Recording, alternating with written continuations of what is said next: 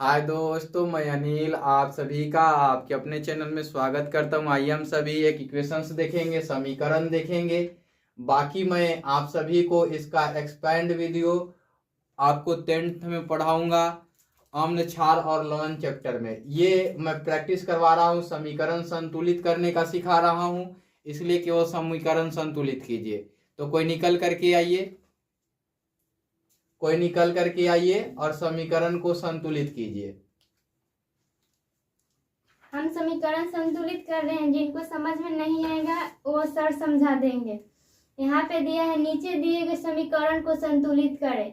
दिया है ZnO plus HCl, तीर अभिक्रिया चिन्ह ZnCl2 प्लस H2O। ZnO को जिंक ऑक्साइड पढ़ते हैं, प्लस HCl को हाइड्रोक्लोरिक अम्ल पढ़ते हैं और तीर अभिक्रिया चिन्ह है। उसके बाद जिंक क्लोराइड पढ़ते हैं, प्लस उसको जल पढ़ते हैं। अब हम समीकरण को संतुलित करेंगे। Zn एक ऑक्साइड ऑक्सीजन, H हाइड्रोजन को एक और क्लोरीन को एक।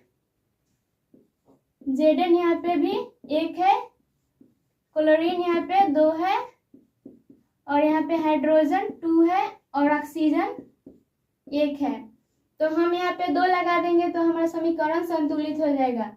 हाइड्रोजन भी 2 हो जाएगा क्योंकि यहाँ पे 2 है, तो और क्लोरीन भी 2 हो जाएगा। यहाँ पे क्लोरीन भी 2 है और हाइड्रोजन भी 2 है, तो हमारा समीकरण संतुलित हो गया। जिनको समझ में नहीं आया होगा वो सर समझा देंगे। चलो देख लो, इतना बना दे रही है, कम नहीं है।